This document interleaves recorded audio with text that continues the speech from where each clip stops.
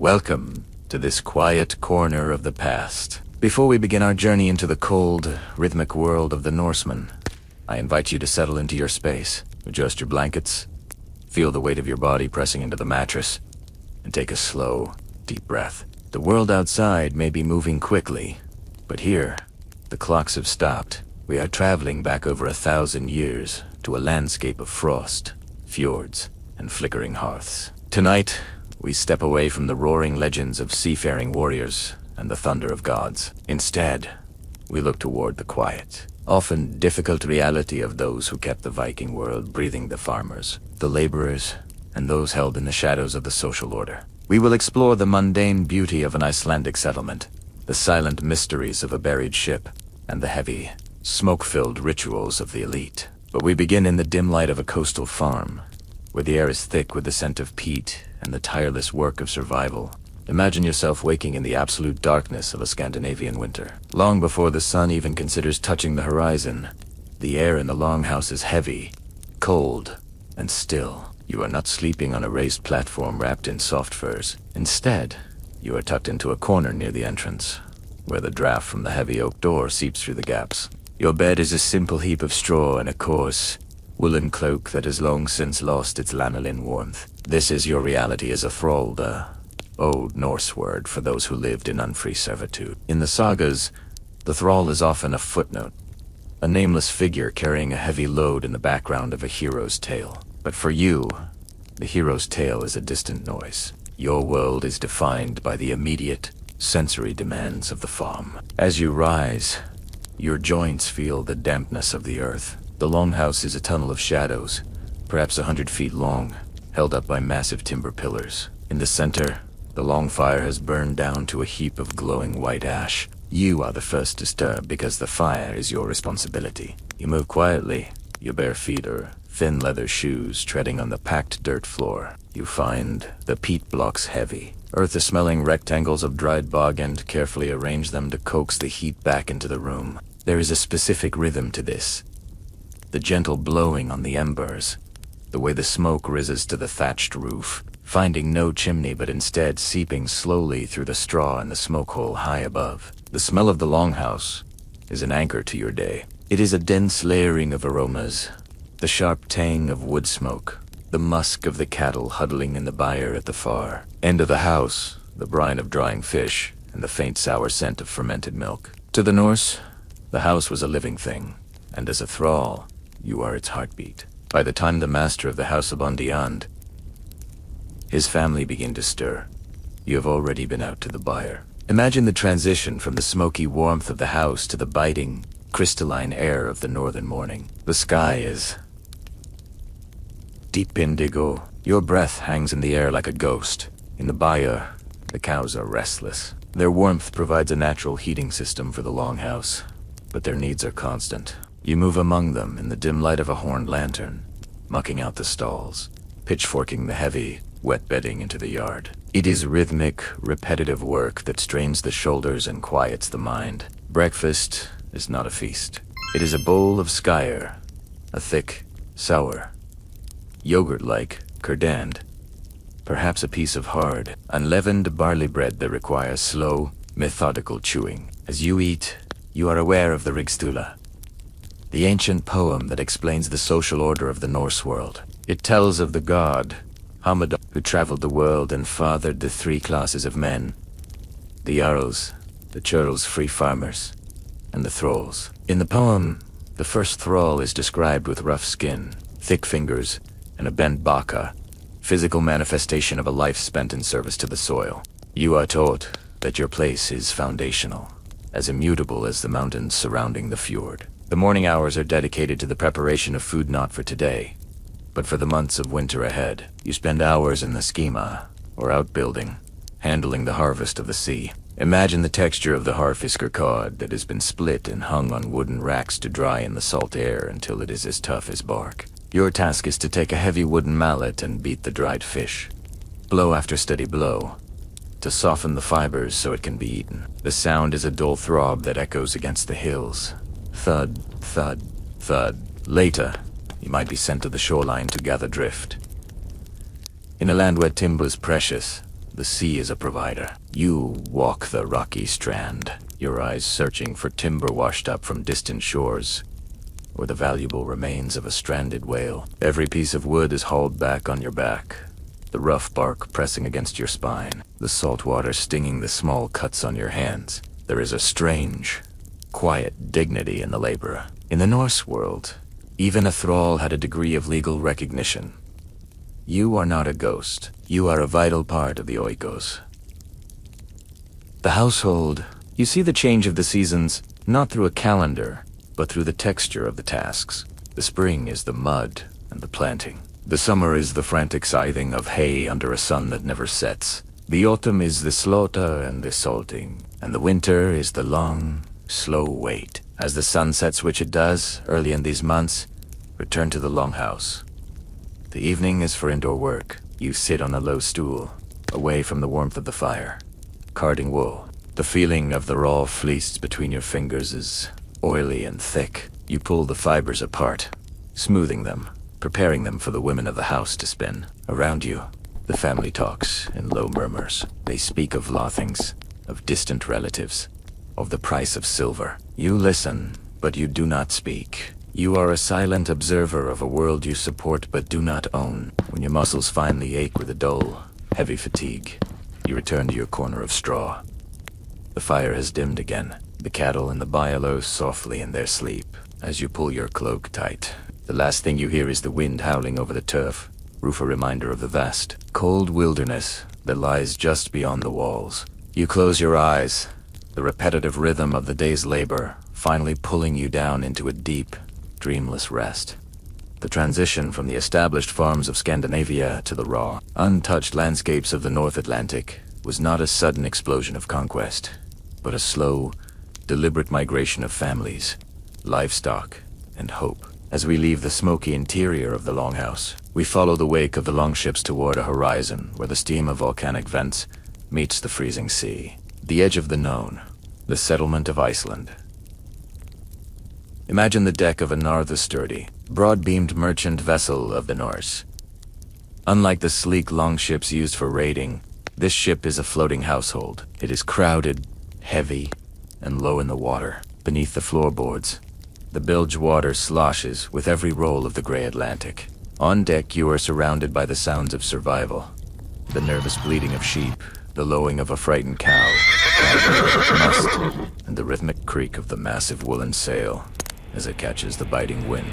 This is the journey to Iceland, the land of fire and ice in the late 9th century. You are part of a group led by a landaman, a settler seeking land away from the growing shadows of kings in Norway. The journey is not one of maps and compasses, but of birds and whales. You watch the flight of ravens. If they fly back, land is baned. If they fly forward, the goal is near. The air grows colder, the salt spray crusting on your woolen tunic, until it is stiff and white. When the coastline finally appears, it is unlike anything you have ever seen. High, jagged cliffs of black basalt rise from the churning surf, topped with a vibrant, neon-green moss that seems to glow against the gray sky. There are no forests of towering oak here, only stunted birch and vast, treeless meadows. The first task of settlement is a ritual of ownership. To claim the land, the leader might light a fire at the mouth of a river and then another at the next, claiming everything in between. Or perhaps he lets the high-seat pillars, the carved wooden posts of his old home, drift overboard, settling wherever the tide washes them ashore, believing the gods have chosen his new hearth. Imagine the first winter. It is a desperate race against the sun. There is no time to build grand halls. You and your kin dig into the earth itself, building turf houses. You cut thick bricks of sod from the marshy ground and stack them to create walls. 3 feet thick. From a distance, these homes look like natural mounds of earth, their roofs growing wild with grass. Inside, it is silent, insulated from the howling gales by the very weight of the soil. But beneath this quiet exterior, a crisis is unfolding, one the settlers do not yet understand. The ecosystem of Iceland is fragile. As you graze your sheep on the highlands and cut down the small birch forests for firewood and charcoal, the thin volcanic soil begins to wash away. Without the trees to hold the earth, the wind strips the land bare. Within a few generations, The lush meadows you first saw began to turn into a desert of black dust. You are witnessing one of history's first major environmental collapses, forced to adapt or perish. To survive this harsh new reality, the settlers created something remarkably modern. Imagine a natural amphitheater of rock called Lingvalur, where the North American and Eurasian tectonic plates are literally pulling apart. Here, in this massive rift valley, the freemen of Iceland gathered every summer under the midnight sun. There was no king. Instead, there was the law speaker. Imagine a man standing atop the law rock, his voice carrying across the gathered crowds as he recited 1/3 of the entire legal code from memory each year. The air here isn't filled with the sound of clashing swords, but with the steady, measured drone of legal arguments. You would spend weeks here, camping in leather tents, settling disputes over sheep grazing rights or marriage contracts. It was a society held together not by a crown, but by the weight of words and the collective memory of the law. As the summer sun refuses to set, casting a long, ember glow over the Rift Valley, the atmosphere is one of intense, quiet focus. The law was the only thing standing between the settlers and total chaos in a land where resources were few. But as the session of the Althing ends, and the families begin their long trek back to their isolated fjords, the silence of the landscape returns a silence that holds both the promise of independence and the threat of the coming winter. While the settlers in Iceland were wrestling with the raw earth, back in the heart of Scandinavia, a different kind of story was being written, one that would remain silent for over 1,000 years. We move now from the windswept plains of the North Atlantic to a quiet farm in Vestfold, Norway, where in a discovery was made that would redefine everything we thought we knew about the power and mystery of the Norse world. The ghost in the mound, the Oseberg Ship Burial, imagined a large, unassuming mound of earth on a farm called Os. For centuries, it was just a hill in a field, a place where the grass grew thick and the cattle grazed in the summer sun. But beneath that turf lay a time capsule, sealed away in a tomb of blue-gray clay. This clay, heavy and oxygen-free, acted as a preservative, clutching the artifacts within its cold grip and preventing the slow decay of time. When archaeologists finally broke the seal of the mound, they didn't just find a grave, they found a ship. Imagine the sight of a 70-foot-long oak vessel, its graceful prow rising out of the mud like a surfacing whale. This was a carve, a royal yacht designed for coastal travel, and its preservation was nearly perfect. The wood still held the intricate, swirling carvings of the Oseberg-style entwined beasts, gripping each other in a rhythmic, endless dance of limbs and tails. As you visualize this ship, imagine the sheer silence of its chamber. It was not meant to sail the seas again, but to carry its passengers into the afterlife. And those passengers were 2 women. The mystery of Oseberg lies in these 2 figures. One was elderly, perhaps between 70 and 80 years old, her bones showing the wear of a long life and the telltale signs of cancer. The other was younger, in her 50s. For a long time, historians assumed they were a queen and their sacrificed thrall, but modern analysis suggests a more complex story. Both women were buried with immense wealth, and both had diets rich in medicine of the highest elite status. Wowerete, a powerful queen, and her daughter, a high priestess and her apprentice. The mound keeps its secrets, offering only the physical evidence of their departure. The burial was not a hurried affair. It was a slow, meticulously staged event. Imagine the ritual of the grave goods. This was not just a hoard of gold, but a collection of everything needed to maintain a household in the next world. The ship was packed with the mundane and the magnificent. There were 4 beautifully carved sledges, their runners decorated with the heads of snarling monsters. There was a wooden cart, intricately detailed with scenes from forgotten myths. Inside the burial chamber, the items were arranged with a domestic intimacy that is both touching and eerie. There were looms for weaving, chests of fine down pillows, and even a bucket of wild apples, still reddish-brown after a millennium in the dark. There were the remains of 15 horses, 6 dogs, and 2 oxen sacrificed to serve their mistresses in the halls of the beyond. The most haunting detail, perhaps, is a small piece of textile found within the mound. It is a tapestry, or what remains of one, showing a procession of figures, wagons, and warriors. As you look at the fragments in your mind's eye, you see a world that felt itself to be in constant motion, even in the stillness of the grave. The Oseberg ship was never meant to be seen by human eyes again. After the ship was loaded and the women were laid to rest in a timber chamber built on the deck, the entire vessel was covered in a massive mound of stones and then sealed with turf. It was a monument to the invisible, a grand gesture of faith and status designed to last for eternity. As the archaeologists cleared the last of the blue clay in the early 20th century, the ship seemed to breathe again, its timbers groaning as the weight of the earth was removed. It stands today as a bridge to a world where the line between the living and the dead was as thin as a mountain mist, and where a ship was not just a tool for war, but a vessel for the soul's final quiet journey. We leave the silent, clay-sealed chamber of the Oseberg ship and move back into the world of the living, but a world far removed from the damp straw of the thrall or the muddy trenches of the Icelandic settler. We ascend to the high ground, where the great timber halls of the Jarls and Norse nobility stand as monuments to power, poetry, and the heavy burden of social ritual. The whole of the high-won rituals of the Jarls imagine, standing before the doors of a great hall. This is the Heim, the center of the Jarls universe. The exterior is impressive, massive vertical planks of dark, tarred oak, carved with the same swirling beasts we saw on the Oseberg ship. But it is the interior that defines the life of the elite. As you step inside, the transition is sensory and immediate. The air is warmer here, held in by thick tapestries that line the walls, dampening the sound of the wind outside. The whole is a theater of status. You are not walking on dirt, but on floorboards, or perhaps fresh, aromatic rushes. Down the center of the room runs a series of hearths, casting a flickering, amber glow that dances across the polished shields hanging from the pillars. At the far end of the hall sits the Invigi, Tihai, sat. This is where the Jarl sits, flanked by his carved pillars. To be a Jarl was not merely to be a warrior. It was to be a ring giver, a provider. His life was a constant, calculated performance of generosity. Imagine the weight of the silver arm rings. He wears heavy, twisted coils of precious metal. During a feast, he might break a piece off to reward a loyal follower or a visiting poet. This was the currency of the North.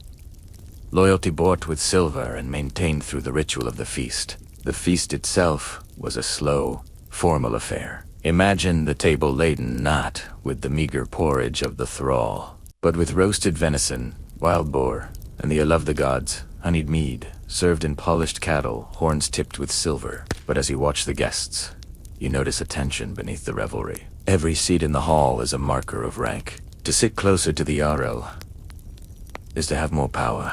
To be moved down the bench is a silent, devastating social demotion. In the midst of this, the Skaldic court who speak. The room falls into a respectful silence. In a culture without widespread literacy, the Skald was the keeper of history and the architect of reputation. Listen to the complexity of his language. He doesn't just say the sea, he kites it, the whale road.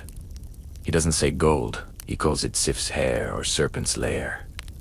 This kenning style of poetry was a mental puzzle, a sophisticated game that required the listeners to be deeply steeped in their own mythology. For 40 minutes, the Skald might weave a single poem, his voice rising and falling in a rhythmic chant, immortalizing the Jarl's ancestors while the firelight glints off the mead horns. Then comes the BLT, the sacrificial feast. This was the most solemn duty of the elite. Imagine the Jarl standing before a stone altar, the Hauta. This was a moment of connection between the human world and the divine. The ritual was not about frenzied violence, but about the gifting cycle. The Norse believed that a gift always looks for a return, by offering the best of their livestock to Odin or Frey. The Jarl was ensuring the continued fertility of the land and the success of the people. The blood was collected in Belelti bulls and sprinkled on the walls of the hall, and the participants using evergreen twigs a quiet, somber blessing that bound the community together. As the night deepens, the great hall becomes a sanctuary of light in a vast, dark wilderness. The Jarl's life, while filled with luxury, was also one of immense pressure, the constant need to defend his honor, to provide for his followers, and to navigate the complex blood feuds that defined Norse law.